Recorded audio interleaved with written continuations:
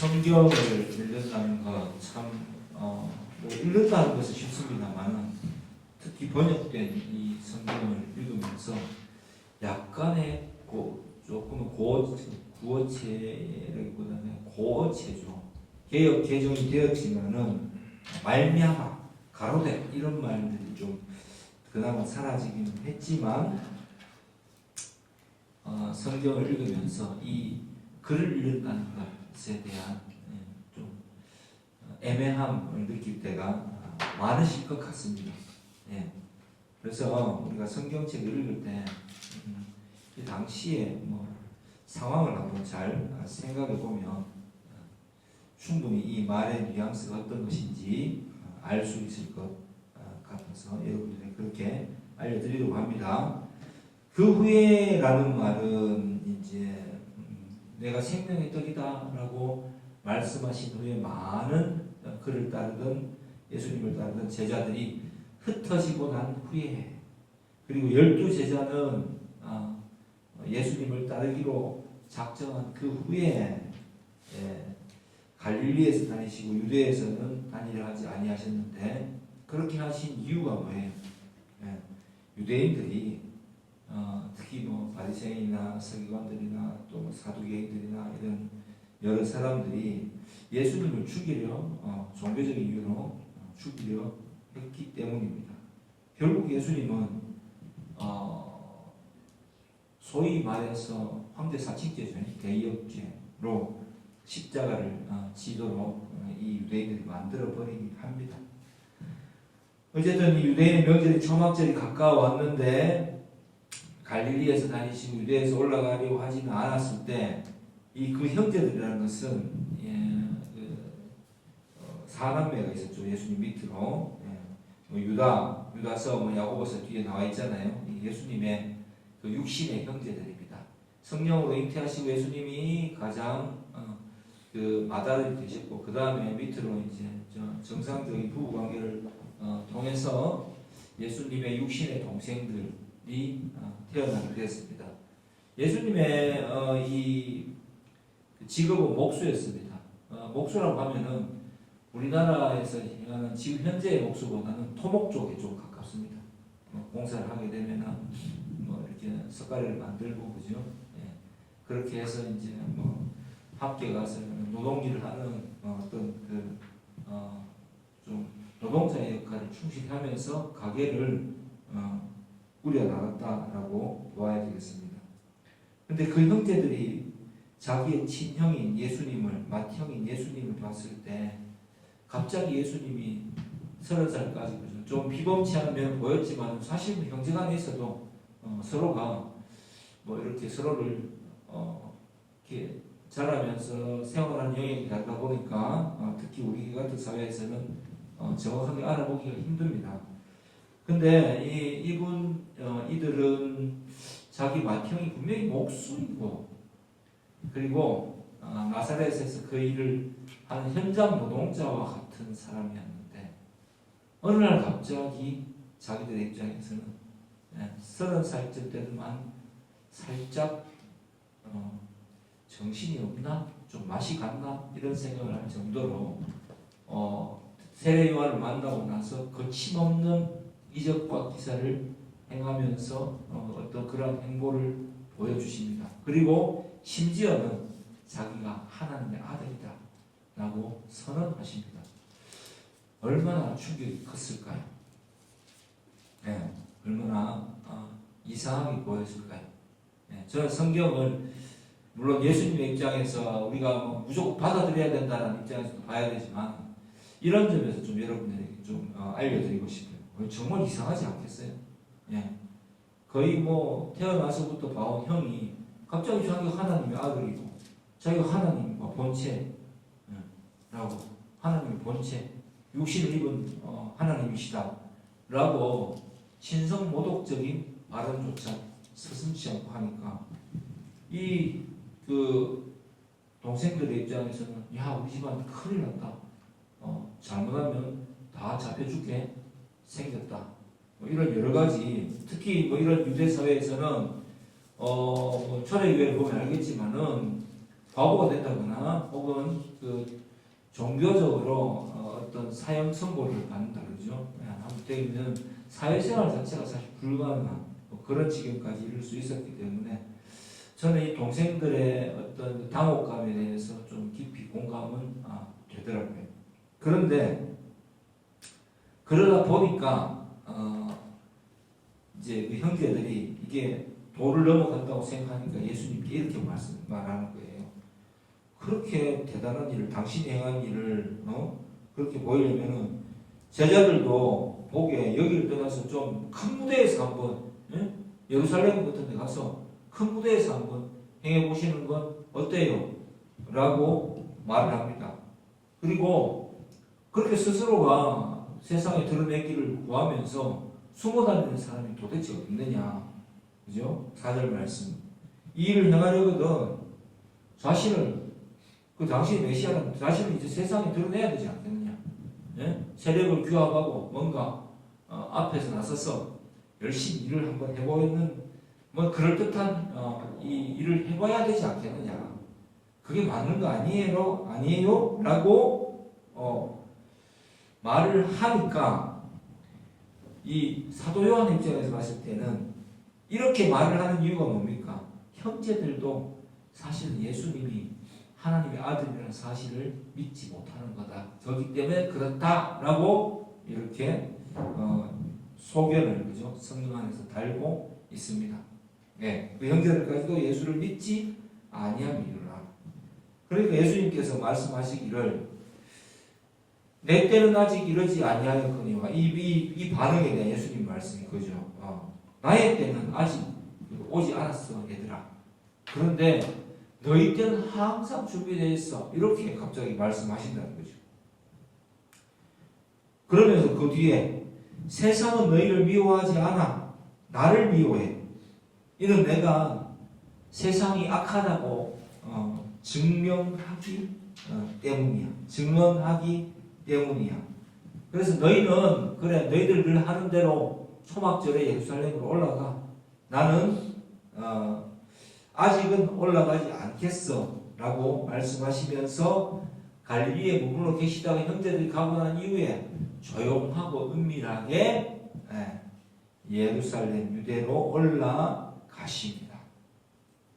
이게 바로 오늘 본문에 나오는 이 말들의 어떤 사건의 정황입니다. 자, 그렇다면 오늘 본문의 핵심은 뭐냐면 6절 말씀이에요. 내 때는 아직 이르지 아니하였는데 너희 때는 늘 준비되어 있대. 그죠? 6절 10절. 왜 그러냐면은 세상은 너희를 미워하지 않는데요. 예수님을 미워하기 때문에 내 때가 준비되지 않았다는 거예요. 자, 위에 여기 칠판에 보면은 카이로스라고 해놨습니다.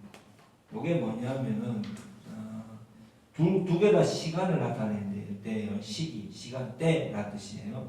요거는 하나님의 때. 뭐 일반적으로 우리의 시간을 이야기했죠. 요거는 인간의 사람의 시간, 때. 어떻게 다르냐? 네. 예수님이 말씀하실 때 이 하나님의 때가 아직 이르지 아니하였고 사람의 때, 너희의 때는 항상 준비되어 있다고 말씀하셨어요. 왜 그럴까요? 왜 이렇게 말씀하셨을까요? 밑에 이유가 나오지 않습니까? 세상이 너희를 미워하지 않기 때문에 너희 때는 항상 준비되어 있대요. 그러니까 이 사람의 때라는 것은 자기 마음대로 하고 싶은 이 시간, 이 시점을 말하는 거예요. 기다릴 필요가 없는 거죠. 기다림도 필요 없고 항상 사람은 전적 타락을 사실 이 말씀 속에서 이렇게 드러내고 있는 것입니다. 사람 너희는 늘 준비되어 있잖아. 너희 너 마음대로 늘 할 수 있잖아. 너희의 생각을 그냥 말할 뿐인 거야. 그게 왜 그런 줄 알아? 너희가 세상 사람들과 믿지 않는 자들과 별반 다르지 않기 때문이야. 이 당시에는 다 여호와 종교죠, 그죠? 유대교였으니까. 다시 말하면 너희는 종교적인 사람이기 때문에 그런 거야. 실질적으로 종교인은 되지만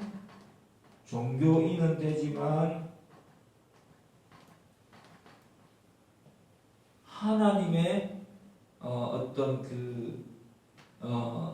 진리를 탐구하고 말씀에 대해서 갈급해하는 신앙은 아니라는 이야기입니다. 다른 말로. 예. 그래서 너희는 종교는 되지만 하나님의 어떤 진리에 대한 어떤 갈급함 같은 것은 사실 없다. 이렇게 말씀하십니다. 왜? 너 지금 예수 믿는다고 하나님을 경배한다고 하지만 너희 마음대로 살아가지 않느냐? 하나님의 때를 인정하지 않지 않느냐? 예수님이 오셨는데 받아들이지 않고 믿지도 않고 있지 않고 너희는 지금 나의 형제인데도 불구하고 세상 사람들과 똑같은 관점으로 나를 보고 있지 않느냐? 그것이 바로 죄다. 이렇게 말씀하십니다. 나는 하나님의 때, 나는 심지어 내가 메시아지만 내 마음대로 때를 정하지 않겠다. 나는 하나님의 때를 기다리면서 나아가겠다. 이렇게 말씀을 하고 계신 것입니다. 이게 예수님의 관점이에요. 이제 사도 요한도 나중에 이 요한복음을 기록하면서 성령 안에서 참 성령께 지혜를 주셔서 이 사건을 알게 된 겁니다. 형제들까지 예수를 믿지 못하구나. 결국 야고보와 형제는 유다는 나중에 신실한 자기 형인데도 불구하고 신실한 예수 그리스도의 종이다라고 서두에 야고보서 읽어서 표현을 자기들이 합니다. 네. 결국 성령을 받고 변화를 받고 진짜 귀하게 쓰임받는 초대교회의 지도자로 변모하게 되죠. 그 초기에는 이런 일들이 있었다는 것입니다. 그래서 우리는 이 사건을 통해서 우리는 무엇을 봐야 되느냐면 오늘 설교 좀 한번 볼까요? 어떤 때를 살고 있습니까? 라고 제가 설교 좀 붙였습니다. 어떤 때를 살고 있습니까? 우리는 우리의 미래에 대한 어떤 사실 대비가 세워져 있지 않습니다.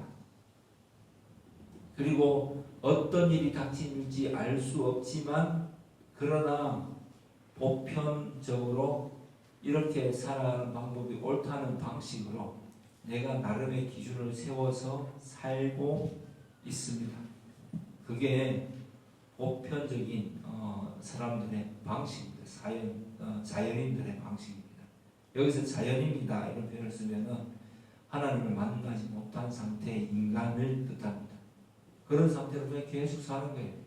뭐가 중요한 건지도 모르고 뭐가 필요한 건지도 모르고 그냥 나의 때를 그렇게 내 계획을 세우고 살아가는데 그거는 예수를 믿지 않는 사람이나 믿지 않는 사람들이 대부분 그렇게 살기 때문에 크게 그런 방식으로 세상 사람들과 대화를 할 때는 막힐 것이 하나도 없습니다. 그러나 예수를 믿는 사람은 하나님의 때를 살고 예수님 보면 은밀히 올라가셨댔죠. 예수님은 신이시면서 동시에 인간이시면서 하나님의 아들로 오셨지만은 당신 마음대로 정해서 하시지 않습니다. 십자가 지시는 것 지시고 승천하실 때까지 모든 이 공생의 기간을 하나님의 뜻에 맡기고 하나님께 순종하는 삶을 살았습니다. 그러니까 내가 주권자가 아닌 것이죠. 내가 내 마음대로 내가 내 인생의 계획을 세우고 내 마음대로 살아가려는 그러한 행보를 보이지 않습니다. 우리는 예수 그리스도의 제자로 부름받은 자들입니다. 그렇다면 우리는 예수님을 본받아 하나님의 때를 살아가야 될 것입니다. 하나님 때는 그런데 순종함으로 기다려야 하는 그 절제가 필요합니다. 성령 갈라디아서 5장 22절에 보면은 성령의 열매가 나오죠. 예. 중성온유 갈라디아서 5장 22절 읽어보고 봅시다. 그 중에 제가 제일 할 수 없는 게 뭐라고 그랬습니까? 예. 갈라디아서 5장 22절.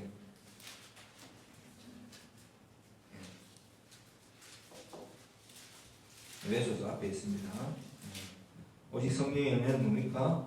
사랑, 희락, 화평, 오래 참음, 자비, 양선, 충성, 온유, 절제 이렇게 이제 되어 있죠.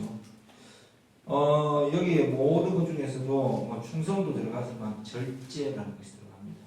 우리가 하나님의 때를 기다리는 어떤 절제가 분명히 동반되어 있습니다. 그러니까 내 마음대로 내 생각대로 살지 않겠다는 거죠. 내 생활 속에서 성령의 열매가 드러나는데 어떻게 드러나느냐면 이런 방식으로 드러난다는 것입니다. 뭐 사랑, 희락, 내 마음속에 사랑과 희락과 화평이 있고 오래 참음도 있고 자비와 양선도 있고 충성도 있고 온유함도 있고 그리고 절제한 무엇보다도 있습니다. 마귀가 하지 못하는 것이 절제입니다. 예. 왜? 사람은 자기 마음대로 해야지 직성이 불려요. 죄된 상태에 있을 때 자기가 생각하는 대로 해야지 비로소 이게 마음의 평화를 소위 말해서 얻는다고 합니다. 그 결과가 어떠하든지 간에 상관없이. 그러나 하나님이 부름받은 자들은 나의 때가 아니라 하나님의 그 뜻에 따른 때를 기다립니다. 그게 무엇이 될지 알 수 없지만 분명한 것은 하나님의 뜻을 이루기 위해서 내가 하나님과 예수 그리스도와 동행하는 시간을 가진다라는 것에 있어서는 분명합니다. 그래서 그 결과는 이러한 기쁨을 성령 안에서의 희락과 화평과 기쁨을 가져다 주게 되어 있습니다. 우리는 사실 이 시대에 예수 믿고 살기가 참 쉽지 않습니다. 왜? 가치관이 다르기 때문입니다. 하나님이 원하시는 대로 살아갈 수가 없어요. 보편적인 사람들은 고린도전서 1장 21절에 보면은 그냥 사람들이 이 세상이 자기 지혜로 도무지 하나님을 알지 못할 찾을 수도 없고 생각할 수도 없기 때문에 그렇습니다. 참 하나님에 대해서 자기 지혜로는 도저히 상상도 할 수 없대요. 그래서 믿음이 선물로 주어질 때만 하나님의 때를 살아갈 수가 있는 것입니다. 그렇지 않으면 기독교는 세상 종교와 차별될 것이 하나도 없습니다. 네.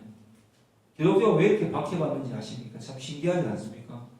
긴 세월을 박해를 받고 긴 세월 정말 사회가 위태위태하고 모든 것이 허물어질 때는 부흥을 경험하는데 조금만 인간사가 안정이 되고 사회적으로 뭔가 괜찮아지면 어떻게 됩니까?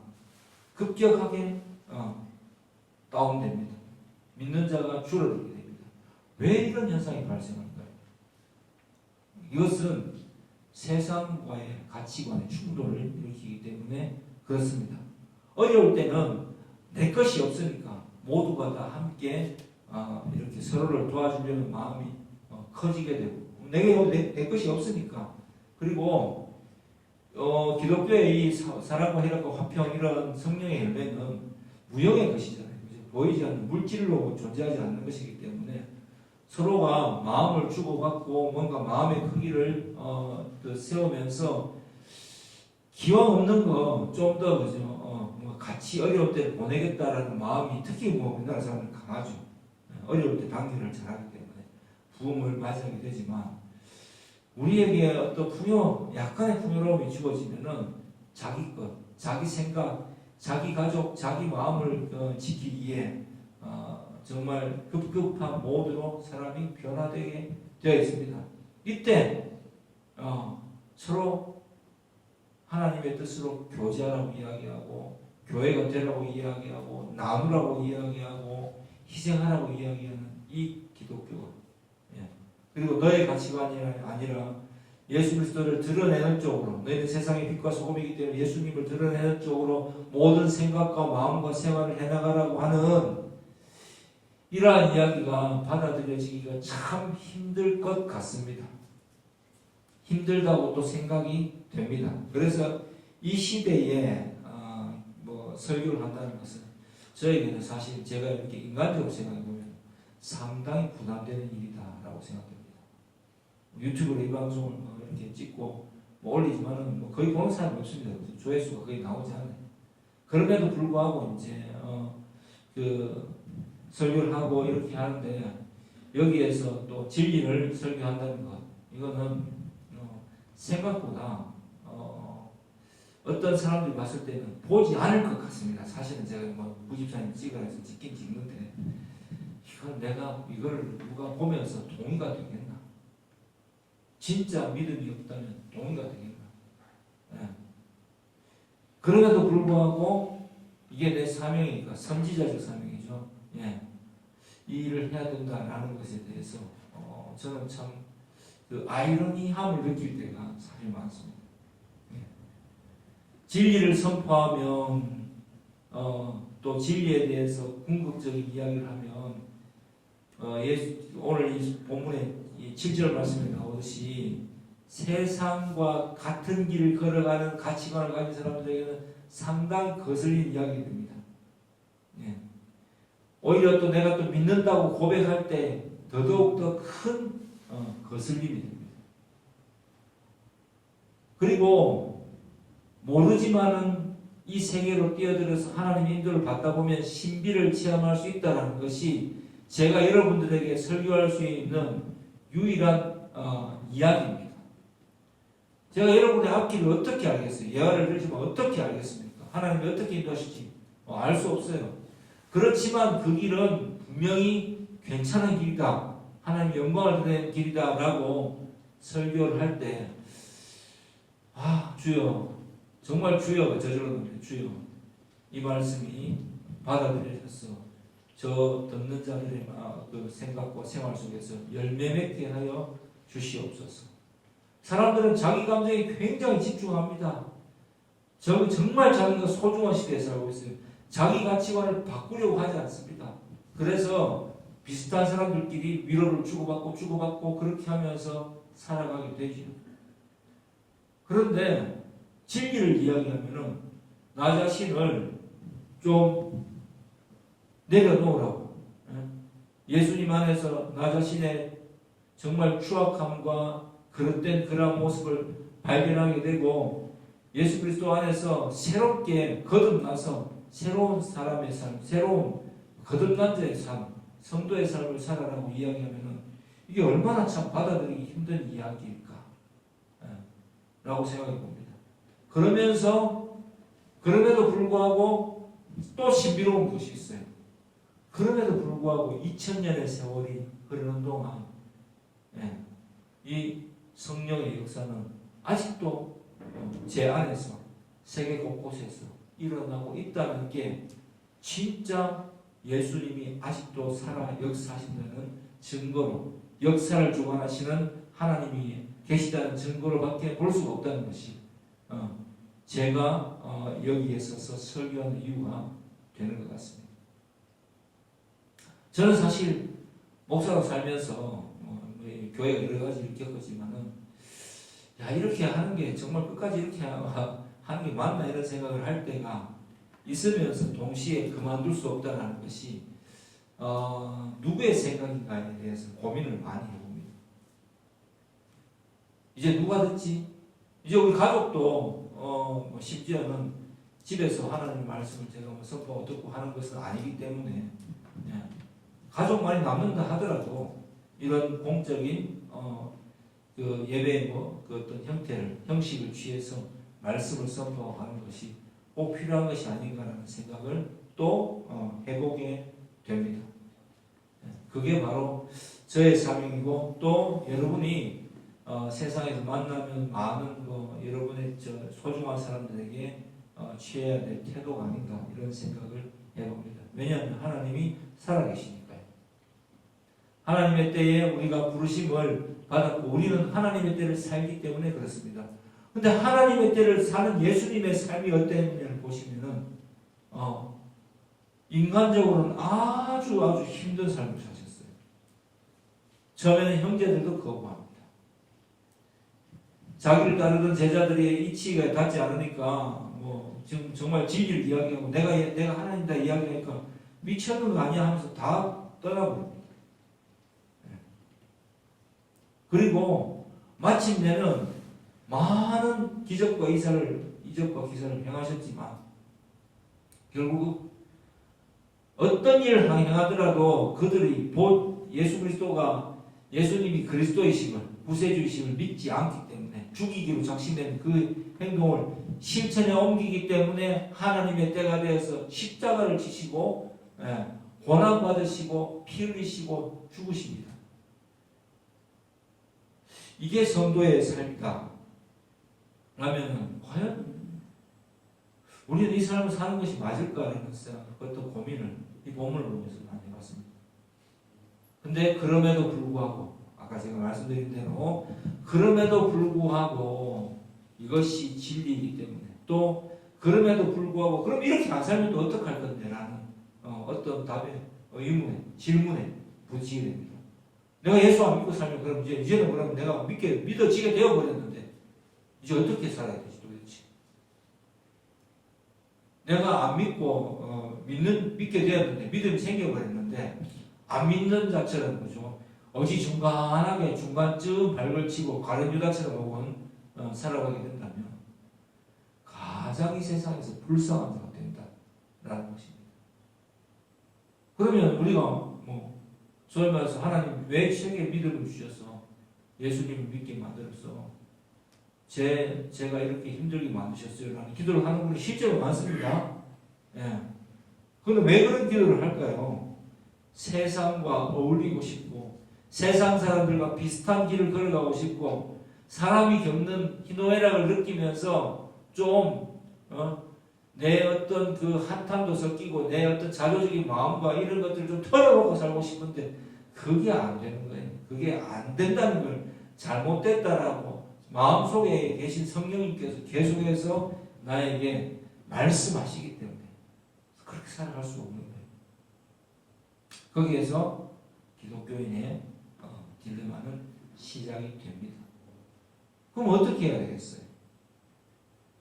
예수님처럼 살아야 되겠죠.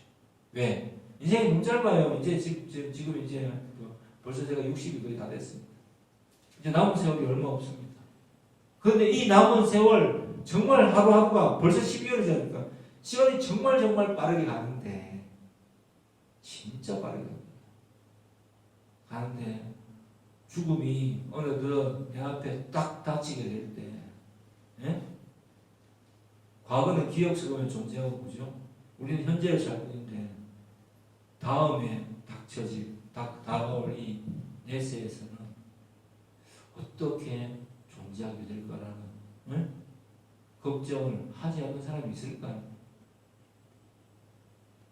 저는 그런 걱정 정도는 할 줄 알아야지 그래도 인간답다라고 표현해주고 싶습니다. 그렇지 못하게 살면 정말 옛날 어른들 말대로 무지렁이처럼 사는 거예요. 그냥 먹고 자고 싸고 생존이 태어났으니까 사는 거지 별게 있습니까? 살다가 아이고 죽으면 뭐가 있겠습니까? 허무하게 그냥 허무주의를 살다가 나를 방치해버리고 내가 내 삶을 내 마음대로 그냥 내 거라고 생각하고 막 살아가다 보면 크로노스의 삶을 살게 되면 얻게 되는 것이 과연 무엇이 있을까요? 그리고 이때의 삶으로 계시록에 기록된 대로 이때에 우리가 살아가는 이 삶의 결과로 하나님 앞에서 생명의 부활로 혹은 심판의 부활로 나오게 된다는 사실을 믿는다면 이 남은 우리의 인생의 때를 예수 믿고 살아야 되지 않겠습니까? 하나님 살아계시면 증거하며 살아야 되지 않겠습니까? 내 표정으로 내 한마디 말을 던지는 말로 내 주변 사람들과의 관계 속에서 드러내면서 살아야 되지 않겠습니까? 그게 바로 예수님께서 우리에게 보여주신 순종의 모습입니다.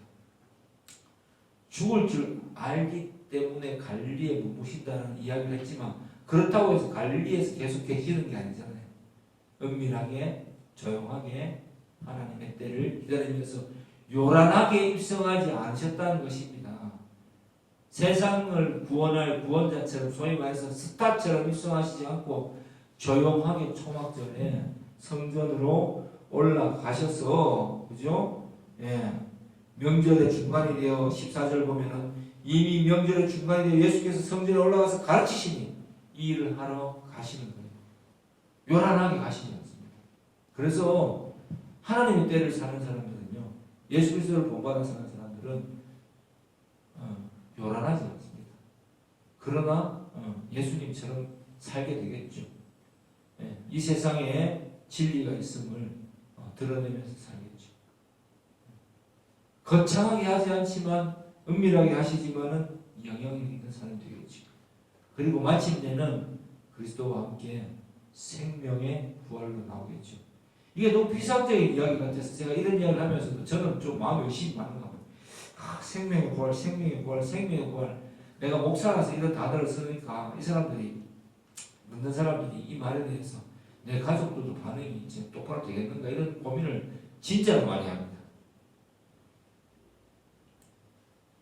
그런데 우리 마음에 조금 우리 인생에 대한 그 객관적인 자기관을 그러죠. 어떤 관조함, 관조 알죠? 좀 떨어져서 이렇게 딱 생각해보는 그러함이 있다면 현재 지금 내 모습은 어디까지 와 있을까? 뭐 이런 생각이 있고, 그리고 하나님이 보실 때 지금 내 모습은 어떤 모습일까?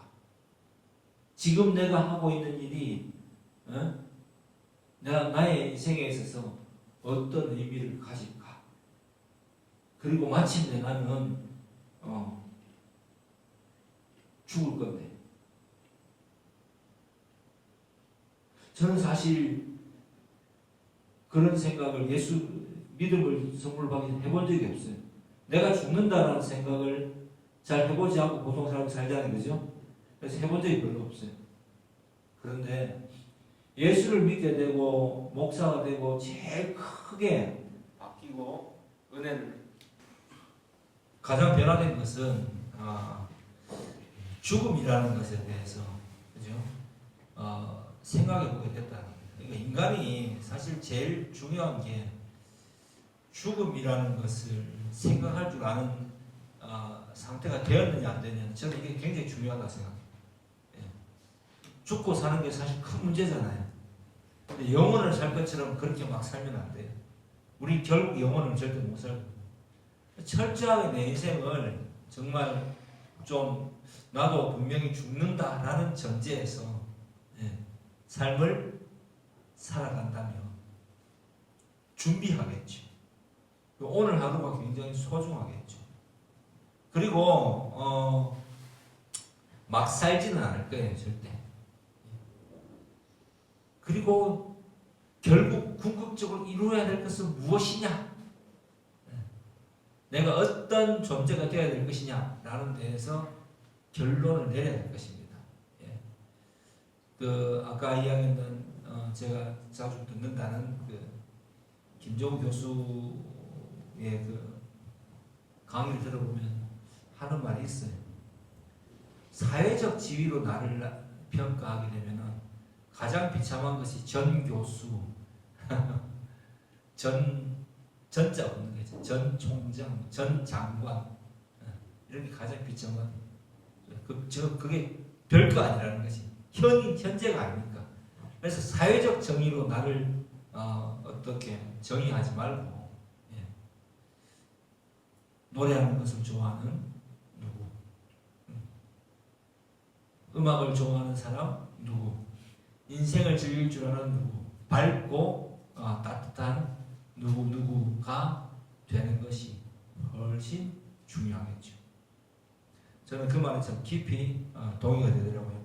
그래야지 너무 오래 또 살기는 하는데 한 90년 정도를 가까이 평균적으로 이제 앞으로 한 20대들은 살아가게 될 건데, 70, 60 정도 되면 끝이 나버릴 거고, 나머지 30년을 전 누구로 살 수는 없다는 거죠. 그리고 그 남은 세월 동안을 만약에 내가 어떤 사회적 지위나 어떤 그런 것만 워커홀릭에 대해서 막 살아간다면 남는 게 사실 진짜 없을 것 같아요. 허무하고 멍한 상태로 남은 세월을 살아갈 수밖에 없지 않겠습니까? 그러니까 예수를 믿는다는 것은 내 마음속에 그분의 표현대로 하면 저는 그렇게 생각해요.